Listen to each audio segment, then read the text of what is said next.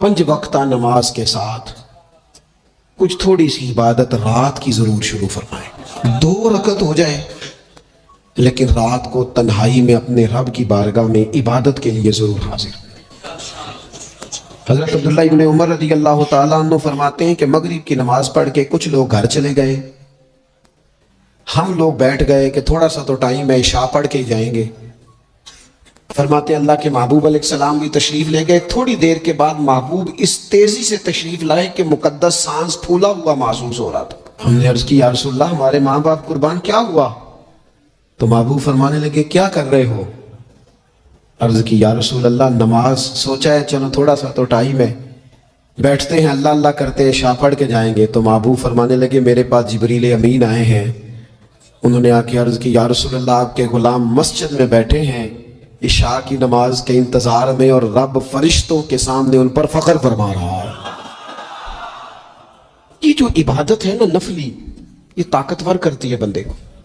हुजूर फरमाते हैं कि जब बंदा नफल पढ़ता है तो अल्लाह फरमाता है फिर तो मैं उसके हाथ बन जाता हूँ, पैर बन जाता हूँ, आंखें बन जाता हूँ। क्या माना कि उसमें खुदाई ताकतें आ जाती हैं।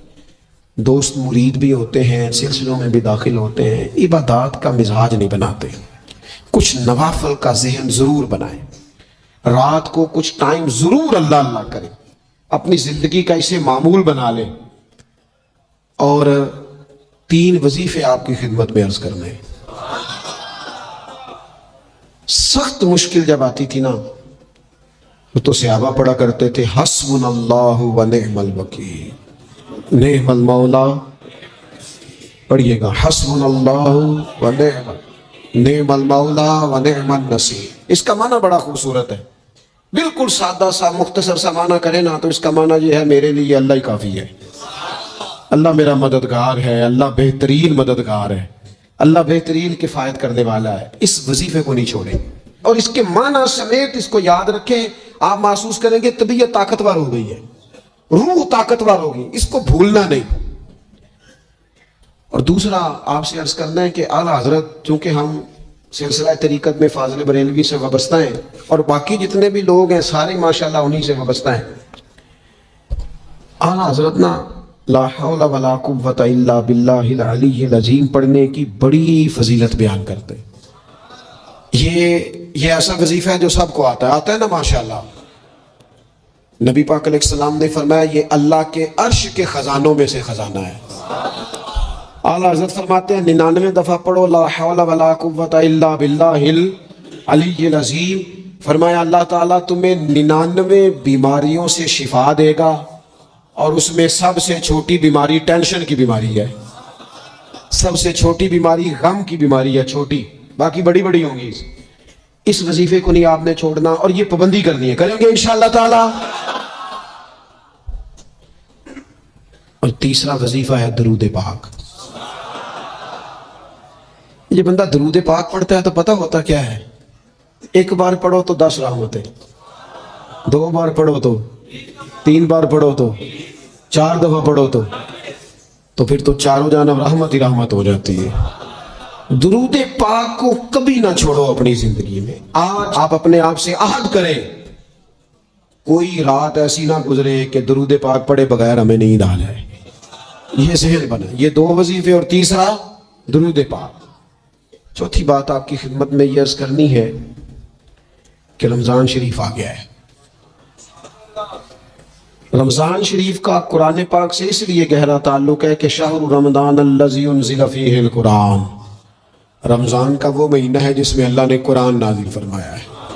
इस माह मुक़द्दस में कुरान मजीद के साथ इस तरह की दिलचस्पी पैदा करें कि जिनका नाजरा ठीक नहीं है वो कुरान मजीद नाजरा ठीक करें, और जिनका नाजरा दुरुस्त है वो कंजुल ईमान ले लें, खज़ाइनुल इरफान तफसीर ले लें, और एक रुकू कम से कम सुबह में, एक शाम में, और पूरा पारा पढ़े, फिर तो लुत्फ नसीब हो जाएगा।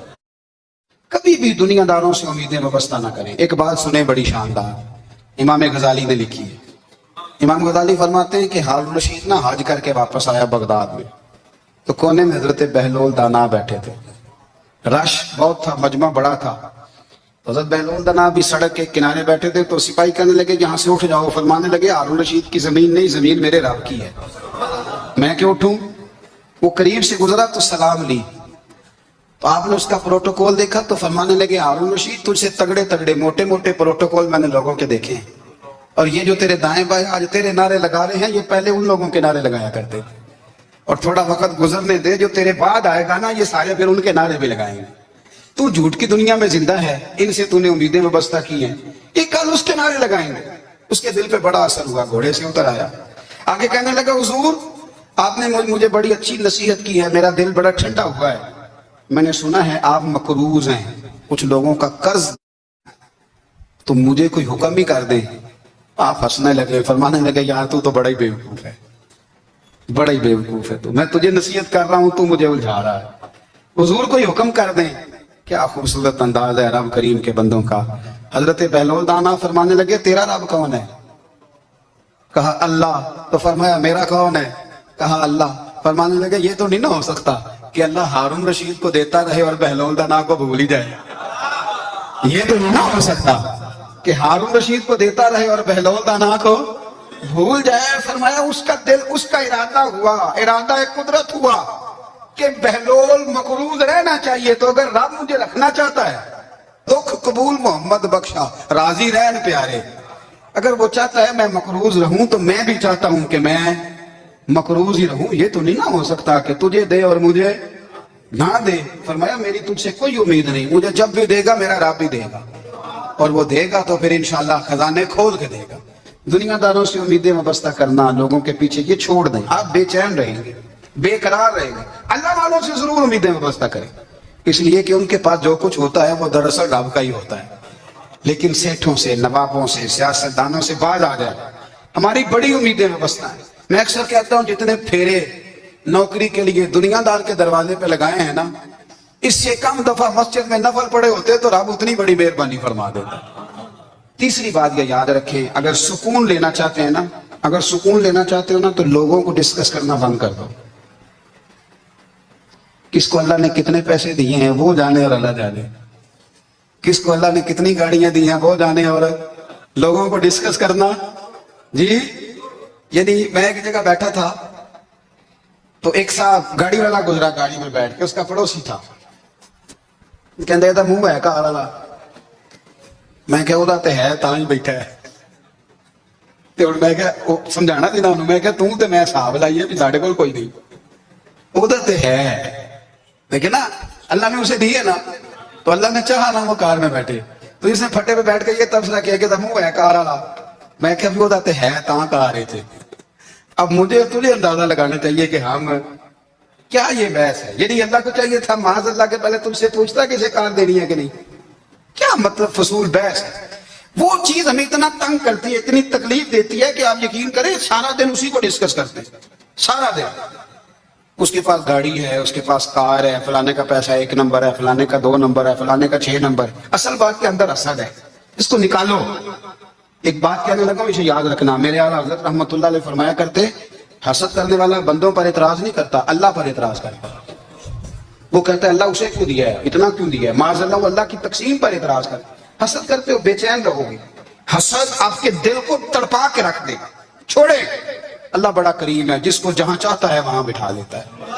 آپ قطعاً اس بحث میں نہ پڑے کہ اللہ نے کس کو کتنا دیا ہے, کب دیا ہے, کیوں دیا ہے, وہ بڑا بے نیاز ہے. حسد آپ کو تباہ کرے گا. دنیا میں پہلا گناہ جو ہوا تھا وہ حسد تھا. ابلیس نے حضرت آدم سے حسد کیا, کہنے لگا میں بہتر ہوں, سرداری اس کو مل رہی ہے, یہ تو اللہ کو پتہ ہے نا کس کو دینی ہے. اور دنیا میں پہلا قتل حسد کی وجہ سے ہوا. حابیل قابیل کے درمیان حسد کا معاملہ تھا. خاتون کا نکاح اس سے کیوں ہو رہا ہے, مجھ سے ہونا چاہیے. حسد تباہی کرتا. آپ یقین کریں, یعنی دکاندار کے سامنے دوسری دکان پڑتی ہے, پریشان ہو جاتا ہے. وہ کہتا ہے میرا کیا بنے گا, لا حول ولا قوت الا باللہ العلی العظیم. یعنی تیرا کا خیال ہے کہ تیرے حصے کی روٹی وہ کھا جائے گا. اتنا چھوٹا دل. یہ تیرا موقف یہ ہے کہ تیرے حصے کا نصیب اس تک چلا جائے گا, یہ تیری خواہش. ایک دوسرے کی کمزوریاں بیان کرنا, اس کا تو مال ہی ناقص ہے جی, اس کے تو پاس ہی کچھ نہیں. یہ تو کمزور لوگوں کا طریقہ ہے. میرے رسول کریم علیہ السلام گزر رہے تھے, پت جھڑ کا موسم تھا, خزاں کا موسم تھا, درختوں کے پتے جھڑ رہے تھے. صحابہ کو ساتھ لے کے حضور گزرے, اور ایک درخت کی ٹہنی کو پکڑ کے حضور نے ہلایا. صحابہ فرماتے ہیں کہ چھم چھم اس کے پتے گرے, زمین پر ڈھیر لگ گیا. حضور نے فرمایا دیکھا تم نے کیا ہوا؟ حضور ہاں. فرمایا کتنی تیزی سے پتے جھڑے ہیں, صرف تنا رہ گیا ہے اور خالی ٹہنیاں رہ گئی ہیں, کوئی حسن بچا ہے؟ حضور نہیں. تو نبی کریم فرمانے لگے جو حسد کرتا ہے نا اس کی نیکیاں بھی اسی طرح جھڑ جاتی ہیں, اسی طرح. اور ایک جگہ حضور فرمانے لگے جس طرح راکھ لکڑی کو آگ کھا جاتی ہے, جس طرح لکڑی کو آگ, جب آگ کھا جائے تو پھر لکڑی کو لکڑی نہیں کہا جاتا, راکھ کہا جاتا ہے, کوئلہ کہا جاتا ہے. اس کی اصل باقی یعنی اسے کھائی جاتی ہے. تو حضور علیہ الصلوۃ والسلام فرمانے لگے جس طرح آگ لکڑی کو کھا جاتی ہے, فرمایا اسی طرح حسد نیکیوں کو کھا جاتا ہے. نیکیاں رہتی نہیں. حسد کرنے والے کے پاس نیکیاں یعنی ان کی اصل شکل موجود, کبھی بھی حسد نہیں کریں. اللہ کی تقسیم ہے, جس کو چاہے جب چاہے جتنا چاہے عطا کرے. اور چوتھی بات میرے بھائی, کبھی بھی بغض نہ پیدا کریں. بغض والے لوگ بے سکون رہتے ہیں. بہت ساری کمزوریاں ہمارے اندر ہوتی ہیں نا, پھر اللہ ہماری روزی تو نہیں نہ بند فرماتا. یہ تو نہیں کہتا کہ زمین سے نکل جاؤ. اگر یہی والا معاملہ ہو جو ہمارا ہے کہ فو شادی پہ اس نے میرے ساتھ برا سلوک کیا تھا, اب ساری زندگی بغض رکھنا ہے. اگر یہی معاملہ فرشتے اللہ کی بارگاہ میں کہیں کہ یا اللہ اس نے فلانے دن شراب پی تھی, اب اس کو زمین میں نہیں رہنے دینا, نظام زندگی چلے گا. اگر اللہ ہمیں معاف کرتا ہے تو ہم بندوں کو معاف کیوں نہیں کرتے؟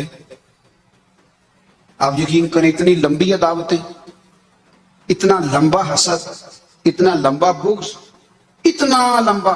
حدیث میں نے پڑھی, میں حیران رہ گیا. میرے نبی کریم علیہ الصلوۃ والسلام نے فرمایا اپنی بیوی سے کبھی بغض نہ رکھنا. اگر اس کی ایک بات ناپسند ہو تو اسے چھوڑ کے وہ بات دیکھو جو تمہیں پسند ہے. میں اس حدیث کو پڑھ کے سوچنے لگا کہ کیا بیوی کا بھی بغض رکھتے ہیں لوگ؟ اب حضور نے کہا ہے تو اس کا مطلب ہے لوگ بیوی کا بغض بھی رکھتے ہیں. اب اس پر استدلال کر کے مجھے کہنا پڑے گا کہ سسرال والوں کا بغض بھی رکھتے ہیں. کہنا پڑے گا کہ بھائی کے سسرال والوں سے بھی بغض رکھتے. اس حدیث کی روشنی میں میں سمجھا کہ لوگ بھابھی کا بغض رکھتے ہیں. بغض ورنہ عادتیں تو ہماری بھی کئی بری ہوتی ہیں. اگر عادات ایک وجہ بنے اختلاف کی تو عادتیں تو ہماری بھی کئی بری ہیں, لیکن ہم اپنی بری عادتوں سمیت اپنے آپ سے پیار کرتے ہیں. اور سامنے والے کی ایک بھی عادت بری ہو تو اس سے بغض رکھتے ہیں. بغض نہ پیدا کریں. میرے نبی پاک علیہ الصلوۃ والسلام نے فرمایا کچھ چیزیں تمہارے دین کو مونڈ ڈالیں گی, تباہ کر دیں گی, کاٹ دیں گی. حضور کون سی؟ فرمایا حسد, تکبر اور بغض, یہ تمہارے دین کو تباہ کر دیں. ہم بے چین اس لیے ہیں کہ ہم نے بہت سارے لوگوں کا بغض پالا ہوا ہے. اور ہر فیلڈ میں سیاستدان نے سیاستدان کا, ذاتیات پر اتر کے بات کرتے ہیں. معزز ترین لوگ, تاجر نے تاجر کا, اللہ ماشاءاللہ بعض جگہ پہ اہل علم بھی ایک دوسرے سے عداوت رکھتے ہیں. خدا را دل رب کریم کے آنے کا ٹھکانہ ہے. یہ صاف ہوگا تو اس میں رب رسول کے جلوے ہوگے. اگر اس میں عداوت ہو, اس میں بغض ہو, اس میں کینہ ہو, نفاق, سنیں میرے رسول کریم حضرت ابوبکر صدیق رضی اللہ تعالیٰ عنہ کہتے ہیں میں رو ہی پڑا. مکہ فتح ہوا نا تو اکرمہ بن ابو جہل نے پیغام بھیجا کہ میں نا کلمہ پڑھنے کے لیے آ رہا ہوں. بات لمبی ہے, میں موضوع پہ رہنا چاہتا ہوں. کہتے ہیں جب وہ آنے لگا نا تو نبی پاک نے ہم سب کو بلایا. ہم حاضر خدمت ہوئے تو حضور فرمانے لگے کہ اس کے باپ نے نا بڑا ظلم کیا ہے ہمارے ساتھ. ابو جہل نے بڑا ستایا ہے, بڑی تکلیف دی ہے. آپ مجھے بتلائیں کہ وہ ایک دفعہ کسی شادی پہ بحث ہوتی ہے بیوی کے بھائی کے ساتھ, پھر ساری زندگی اس بیچارے کو معافی, وہ 10 دفعہ گھر آتا ہے معافی مانگنے پر سوال ہی نہیں پیدا ہوتا. میں مجھے کہہ دیا, یعنی پھر مجھے کہہ دیا آپ نے اور میری شان میں بے ادبی, اور پھر میں معاف کر دوں. توبہ توبہ توبہ, یہ کیسے ہو سکتا ہے؟ میری ناک نیچی ہو جائے گی. اور آپ نے مجھے کہہ دیا, سوال ہی نہیں پیدا ہوتا. اور یہ رونا میں اکثر ہوتا ہوں کہ شادی والے دن داماد صاحب کا زیادہ دماغ خراب ہوتا ہے. جب چھوٹی سالی کی شادی ہوتی ہے نا, اس دن اس کو بخار چڑھتا ہے, اس کو کان میں کہتا ہے تیری عزت نہیں کر دے. اس دن اس کا دماغ خراب ہو جاتا ہے, بچے اٹھا کے نکل آتا ہے. وہ بیچارہ سسر منتیں کر رہا ہوتا ہے کہ تیری مہربانی آ جا, یہ عزت کرا رہا ہے. تو میں نے کہا احتجاج کر کے جو عزت کرائی جاتی ہے وہ عزت نہیں ہوتی. ہاں یہاں مانگ کے عزت دیتے ہیں لوگ, یا احتجاج کی کوئی عزت ہے؟ آپ کے اندر کمالات اتنے ہوں کہ آپ کی عزت کرنے کو دل چاہے, یعنی مزہ آئے, یعنی لطف آئے, یعنی آپ دور بیٹھے ہوں تو کسی کا دل کرے آپ کو اسٹیج پہ بلانے کے لیے. یہ کیا بات ہوئی کہ چھائے جانا اور بھاگ کے آگے جانا؟ ان سے نکلیں۔ اکرمہ بن ابو جہل کلمہ پڑھنے کے ارادے سے آ رہے ہیں، حضور علیہ السلام نے صحابہ کو بلایا۔ کتنی زیادہ دعوت رکھی جا سکتی تھی معاذ اللہ؟ کب سے وہ چلا تھا ظلم کرنے، اور اس کے بعد اس کا بیٹا شروع ہو گیا۔ کتنی باتیں تھیں جو ناقابل معافی تھیں، پر کریم رسول نے ہمیں بتلایا ہے کہ سکون والی زندگی کہتے کس کو ہے۔ جب سب لوگ جمع ہو گئے تو حضور نے فرمایا بھئی وہ کلمہ پڑھنے آ رہا ہے، اس کے باپ نے ظلم بڑے کیے ہیں، پر میری نصیحت یہ ہے کہ اس کے سامنے اس کے باپ کو برا نہ کرے، خبردار کوئی اس کے سامنے کوئی بات نہ کرے۔ اب وہ کلمہ پڑھنے آ رہا ہے، مطیع ہو کے آ رہا ہے، بان کے آ رہا ہے۔ کہتے ہیں اللہ کے رسول نے نا کافی دیر تک خطبہ دیا، بریفنگ دی، بات سمجھائی۔ جناب صدیق اکبر کہتے ہیں میں رو پڑا۔ ایک سیالی مجھے کہنے لگے تمہیں کیا ہوا؟ تو میں نے کہا میں مصطفیٰ کی رحمت پہ رو رہا ہوں۔ دیکھو کن کے لیے حضور گراؤنڈ بنا رہے ہیں، اے دیکھو کن کے لیے حضور تیاری کر رہے ہیں، جنہوں نے ساری زندگی دشمنی کی۔ خدا را یہ اندر سے عداوتیں نکال پھینکو۔ او بھائی اتنا تو لمبا ٹائم ہی کوئی نہیں، اتنا تو وقت ہی کوئی نہیں، اس کو صاف رکھو۔ بندہ کوئی کر بھی گیا تو کوئی حرج نہیں، چنگی مندی سجنا کھولو 100 واری ہو جاندی، یار یاراں دا گلا نہیں کر دے۔ اصل پریت یار یاراں دا جڑا گلا کردا تے یار نہیں جی ہوندا۔ ہاں پکی بات، پکی پیٹی۔ میرا ایک سنگی مجھے آ کے کہنے لگا فلانی جگہ بندہ یہ بات کر رہا تھا، میں کہ تو اوتھے سے سندا سا، تو بھی نال ہی سے۔ میرا تو سجن بات سن ہی نہیں سکتا۔ چنگی مندی سجنا کولو 100 واری ہو جاندی، یار یاراں دا گلا نہیں کر دے، اصل پریت جنہ دی۔ ہاں جو بندے پھر ہوتے اس طرح کے، ان کے لیے بھی میاں صاحب نے کہا ہے، ان کے لیے بھی میاں صاحب نے کہا ہے، ان کے لیے بھی آپ نے بات ارشاد فرمائی ہے۔ آپ نے فرمایا چنگا ہویا لڑ نیڑے چھٹا، کتے عمر نہیں لنگی ساری، بے قدران دی یاری کولوں توبہ لکھ لکھ واری۔ اور چنگا ہویا لڑ نیڑے چھٹا، کتے عمر نہیں لنگی ساری۔ جو اس طرح کا تھا نا شکوے کرنے والا، بغض رکھنے والا، فرمایا بے قدران دی یاری کولوں توبہ، یعنی لاکھ تے لاکھ کنے ہو گئے، یعنی 2 لاکھ واری توبہ کی تھی انہوں نے، گنی نہیں جا سکتی جتنی میاں صاحب نے توبہ کر دی۔ بے قدرے دوست، بے قدران دی یاری کولوں توبہ لکھ لکھ واری، چنگا ہویا لڑ نیڑے چھٹا، کتے عمر دی لنگی ساری۔ تو مہربانی کریں، ایک تو اگر آپ مطمئن رہنا چاہتے ہیں تو کبھی کبھی نہ مست ہو کے ذکر الہی کریں، مست ہو۔ وہ والا ذکر نہیں جس میں آپ موبائل بھی دیکھ رہے ہیں اور کہانیاں بھی۔ میرے سامنے کو بندہ جمعے والے دن یا تقریر کے درمیان تسبیح لے کے بیٹھ جائے تو میں اس سے پوچھتا ہوں تو دو کام ایک ٹائم کی میں کر رہا ہے، میری بھی بات سن رہے ہو، تسبیح پڑھی تو ممکن ہی نہیں۔ تسبیح تو تسبیح ہے، جب وہ ہوگی تو پھر کوئی اور کام سوال ہی نہیں پیدا۔ ایک تو ذکر کریں محو ہو، دوسری بات حقیقت کا سامنا کریں۔ زندگی میں اتنا وقت ہی کہاں ہے کہ انسان بور ہوتا پھرے اور یہ تصور بناتا پھرے کہ میں بڑی آزمائش میں ہوں، تو میں بڑے بور ہو رہا ہوں، تو میں بڑی تکلیف میں ہوں۔ تو وقت بہت زیادہ ہے ہمارے پاس، لایانی کاموں میں ضائع بڑا ہوتا ہے، تو ہم بور ہوتے ہیں، پریشان ہوتے ہیں۔ اللہ فرماتے ہیں یہ جو میری یاد ہے نا، لیکن اس کا بھی ایک طریقہ ہے یاد کا، اس طریقے سے اگر میرے رسول کریم علیہ السلام نے فرمایا اللہ کا ذکر اس طرح کرنا کہ دیکھنے والا تمہیں دیوانہ سمجھے، لوگ سمجھیں کہ کوئی مجنون ہے، کوئی جنونی ہے، کوئی پاگل ہے۔ یہاں اللہ تعالیٰ معاف کرے، آپ ذکر کی مجلس چھیڑیں، آپ ناز شریف کی مجلس چھیڑیں تو بہت سارے لوگ پروفیسر بن جاتے ہیں، وہ ساری نہیں ہلاتے، ان کی زبانی حرکت میں نہیں آتی۔ حالانکہ رب کریم کا ذکر اس طرح کرو کہ دیکھنے والا تمہیں دیوانہ سمجھے، کہیں اور کھونے کی ضرورت ہی نہیں۔ میرے حبیب گویا ہمیں فرماتے ہیں تو رب کے ذکر میں اس طرح کھو جا کہ تجھے دنیا کا خیال ہی نہ رہے، تجھے پھر دنیا کی ہوش نہ رہے۔ لیکن اگر نماز میں بھی خیال غیر آئے، ذکر میں بھی توجہ کہیں اور ہو، زندگی میں وہ عجیب لمحہ تھا، وہ میرے ساتھ تھا اور میں تنہا تھا، اگر ماحول یہ ہو کہ آپ کہیں جسم کے ساتھ تو موجود ہوں، روح موجود نہ ہو، تو پھر لذت ذکر بھی میسر نہیں آتی، پھر کیف نہیں حاصل ہوتا۔ یاد رکھیں کہ اس طرح کھو کے رب کی یاد کہاں سے کیف آئے گا؟ الجھ ہی بڑا گئے ہیں۔ وہ مستی، وہ سرور، وہ کیف جو اللہ کے ذکر میں ہوتا تھا، جو کبھی مرشد کامل کے سامنے بیٹھ کر لوگ اللہ اللہ کرتے تھے تو لگتا یہ تھا کہ یہ یہاں ہے ہی نہیں، یہ تو کہیں اور چلے گئے ہیں، یہاں موجود ہی نہیں۔ لیکن اب وہ موج نہیں، وہ شوق نہیں، وہ درد نہیں، وہ زید نہیں۔ اقبال تڑپ کے کہا کرتے تھے خیرت کی گتھیاں سلجھا چکا ہوں، یا رب مجھے صاحب جنوں کر دے، اللہ مہربانی فرما، وہ کیفیت دے، وہ سرور دے۔ जिंदगी में अगर इत्मीनान चाहते हो तो कभी कभी सब कुछ भूल के ना तो मस्त हो जाया करो रब की याद में। कभी कभी छोड़ दे दुनिया, छोड़े यार मोबाइल, किसी वक्त करे इसको बंद, छोड़े इस बात का ख्याल कि फलाने ने लूट किया है कि नहीं की, छोड़े। हजरत बायजीद बुस्तामी रहमतुल्लाह ताला अलैह फरमाते मैंने इतिकाफ कभी अपनी मस्जिद में नहीं किया, तुझे कि सारे ही हाथ चूमने वाले, सारे ही प्यार करने वाले। फरमाते मैं जब इतिकाफ करता था तो मैं बस्तान से दूर निकल जाता था जहां कोई मुझे जानने वाला ना हो। उठ बुल्लिया चलो थे बसिए जिथे बस देनी सारे यन्ने, ना कोई साडी जात पछाणे ते ना कोई सानू मन्ने, चल उधर चले। उठ बुल्लिया चलो थे बसिए जिथे बस देनी सारे ही यन्ने, ना कोई साडी जात पछाणे ते ना कोई सानू।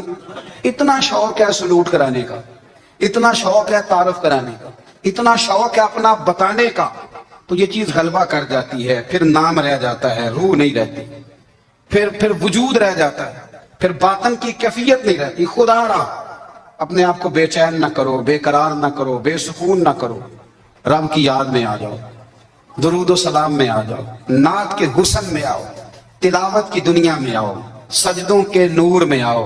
आओ कभी खोल के दिल मस्जिद की सफाइयां करें, आओ आओ ना कभी कोई बूढ़ा दादी नानी दादा उनके पास बैठ के पैर दबा के अल्लाह को राजी करे। ये कैफ वाली जगह है, ये सुरूर वाली जगह। इतनी बेचैन हमारी जिंदगी है, बेकरार है, तड़पते हुए लोग, लड़ते हुए लोग, ऐसे लगता है अब एक दूसरे का गिरेबान थाम लेंगे, बेकरार बेचैन। किसी को इंतजार का कहा जाना कि 10-20 मिनट किसी का इंतजार करो, तो बात लोग मुझे ऐसे लगता है जैसे इनका कलेजा फट जाएगा। डॉक्टर के इंतजार में बैठे हैं तो बड़े परेशान है, किसी को मिलने गए हैं को आधा घंटा बैठना पड़ गया तो बड़ी दिक्कत में है। अपने आप को सुकून दें। आप यकीन करें बड़ा मजा आता है, कभी किसी का इंतजार करना पड़े तो 2-4 तस्वीर दुरूद शरीफ पड़ी जाती है, इन्हीं ज़ौक बन जाता है कि चलो अल्लाह ने मौका दिया है, कोई सरकार को याद कर ले, तन्हाई मिल गई। हमारा मिजाज जिस सख्ती का शिकार है वो सख्ती आहिस्ता आहिस्ता हमें ज्यादा आजमाइश में डाल गई। तो मेरे भाई जिंदगी में इत्मीनान हुस्न है, और वो सबसे ज्यादा अल्लाह की याद में मिलता है, वो सबसे ज्यादा रब करीम के जिक्र में। सबसे ज्यादा जो चाहता है ना दिल ठंडा रहे, जुबान मीठी रहे, वो मदीने वाले महबूब पे दुरूद और सलाम पढ़ा करे, वो हुजूर पे दुरूद और सलाम पढ़ा करे, जुबान मीठी रहेगी। मेरा जाती तजर्बा है कि जो आदमी अपने अखलाक संवारना चाहे वो हुजूर पे दुरूद शरीफ पढ़े, जो अपने अखलाक संवारना चाहे, तबीयत को ठंडा रखना चाहे, वो दुरूद शरीफ पढ़े, उसका दिल सुकून में आएगा। कुछ काम और है जिंदगी में इत्मीनान के लिए, उनका होना भी बड़ा जरूरी है। सबसे पहले अगर आप चाहते हैं ना जिंदगी में सुकून हो तो हकीकतों का सामना करना सीखें। आप जो हैं वो रहना सीखें, जो आप नहीं हैं वो बनने की कोशिश न करें। हकीकत का सामना करोगे तो जिंदगी इत्मीनान में आ जाए। हमने ना बहाने बना लिए हैं, हीले बना लिए, झूठ के सहारे अपने आप को ऊंचा कर लिया। एक आदमी से कहा जाता है तो रिश्वत ना ले, तो कहता है मैं गरीबों से नहीं लेता। तो मेरा सवाल यह है कि अमीरों का हिसाब लेने की अल्लाह ने तेरी ड्यूटी लगाई है, तेरे जिम्मे लगाया है कि तू अमीरों का हिसाब कर, तुम्हें क्या जरूरत पड़ी? हम ना बहाना करते हैं, रिश्वत लेने वाले का अलग बहाना है और सिफारिश वाले का अलग बहाना है। हकीकत का सामना करें, हकीकत का। जो मेरे जिम्मेदारियां हैं वो मैंने पूरी कर ली, जो आपकी जिम्मेदारियां हैं वो आप जान ना छुड़ाएं, हकीकत पसंद बने। मेरे रसूल करीम, फिर पढ़िए दुरूद शरीफ सल्लल्लाहु ताला अलैहि वसल्लम। हुजूर सल्लल्लाहु अलैहि वसल्लम ने फरमाया कि मेरी बेटी सैयदा फातिमा ज़हरा रज़ी अल्लाह ताला अन्हा सिर्फ जन्नती नहीं, जन्नती औरतों की सरदार है। लेकिन हुजूर ने यह भी फरमाया कि फातिमा ये ख्याल रखना, अगर अल्लाह ने हिसाब पूछा तो हिसाब तुमने खुद देना है। हकीकत की तरफ तवज्जो कराई हुजूर ने। वो सिर्फ जन्नती नहीं, जन्नती औरतों की सरदार है, पर हकीकत की जानिब तवज्जो। मैं हकीकत यह है कि अगर मालिक ने हिसाब पूछा तो उसकी तैयारी भी करनी है। देखे ना, हमें कुछ यकीन नहीं, अल्लाह माफ करे कि हमारा हिसाब कैसा होगा, लेकिन कितने आजाद हैं। यानी बड़ी दलेरी से बंदे कहते हैं फजर नहीं पढ़ता जी, 3 पढ़ता हूं जी, शाह रह जाती है जी, कपड़े साफ, बड़ी दलेरी से। और सैयदा फातिमा ज़हरा ने सारी रात मुसल्ला बाज रखा है, हालांकि उन्हें यकीन था कि रब मुझे बगैर हिसाब किताब जन्नत देगा।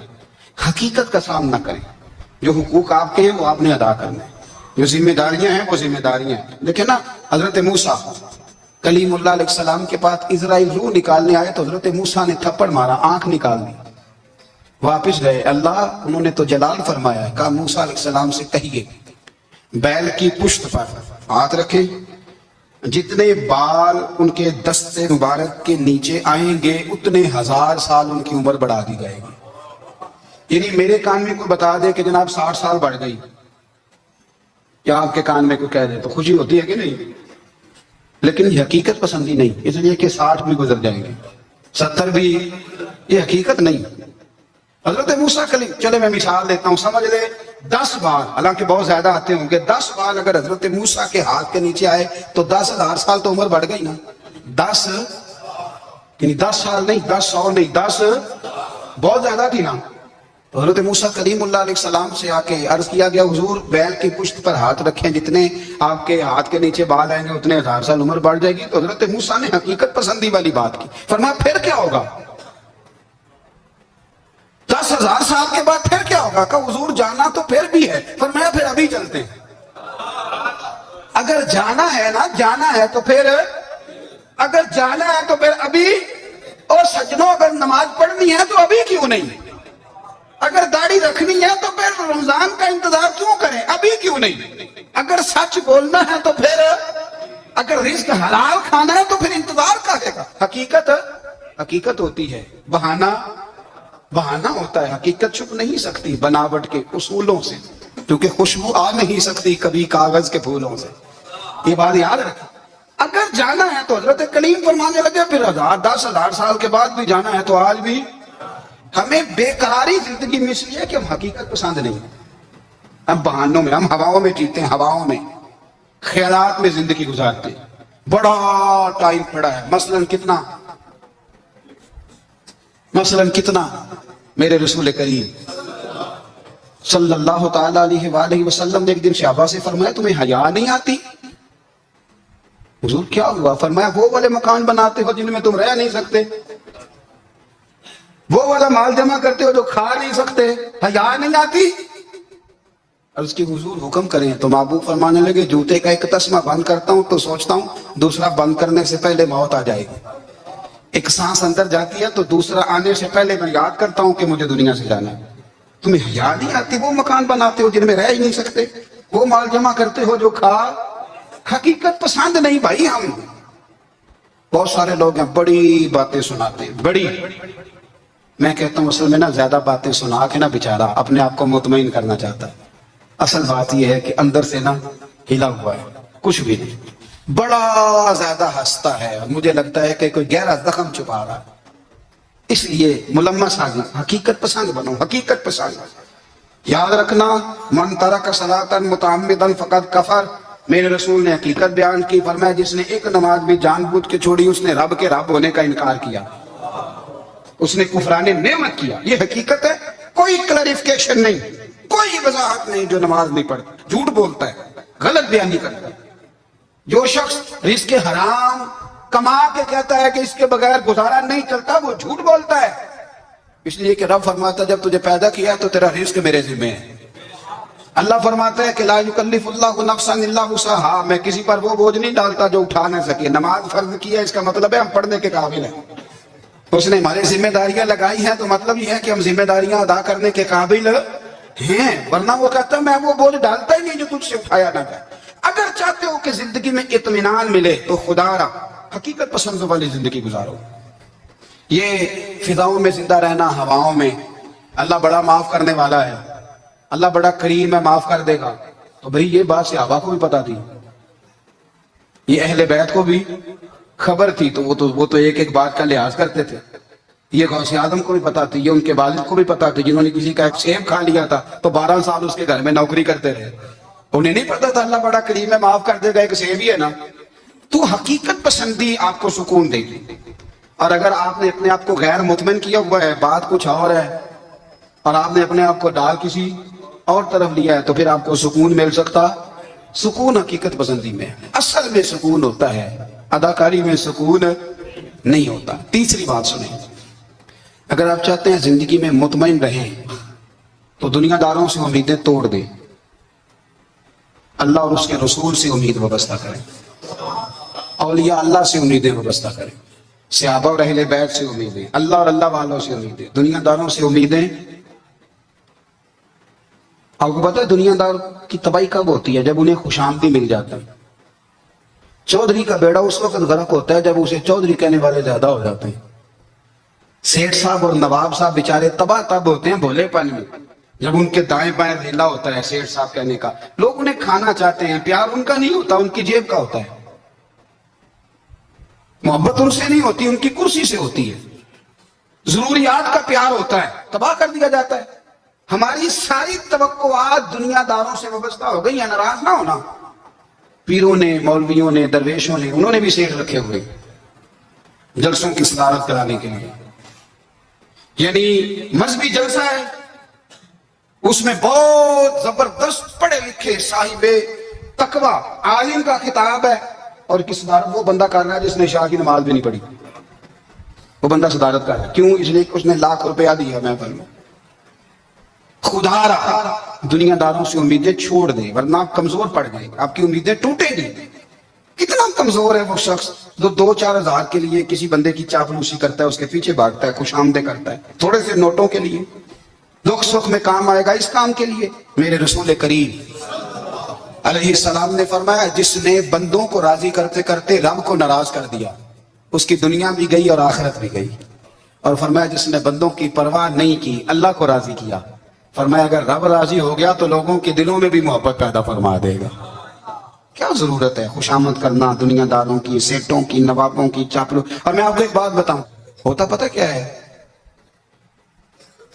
یہ جو حب جا اور حب با ہوتی ہے نا، اس سے پیٹ نہیں بھرتا۔ آپ کو اگر خوشامد کرنی ہے تو پھر آپ کو ساری زندگی کرنی ہے۔ پھر ان کو بھی پتا ہوتا ہے کہ تعلق کس بنیاد پر ہے۔